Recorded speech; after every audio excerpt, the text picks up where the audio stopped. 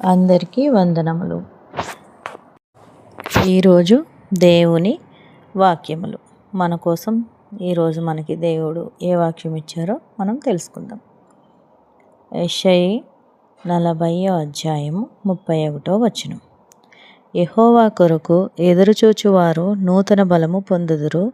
వారు పక్షిరాజుల వలె రెక్కలు చాపి పైకి ఎగురుదురు. అలయక పరిగెత్తుదురు, సొమ్మసిల్లక నడిచిపోదురు. ఈ వాక్యమునకు అర్థము: దేవునిపై ఆశ పెట్టుకున్న వారికి కొత్త శక్తి, ధైర్యం లభిస్తుంది. చిన్న ప్రార్థన చేసుకుందాం. ప్రభువా, అలసట వచ్చినప్పుడు నన్ను బలపరచుము. నీపై నిరీక్షించే సహనము, విశ్వాసము నాకు ఇవ్వము తండ్రి. ఆమేన్. మీరందరూ ఆనందంగా, ఆశీర్వాదంగా ఉండాలి. రేపు మరో వాక్యంతో కలుద్దాం. అందరికీ వందనములు. Thank you God.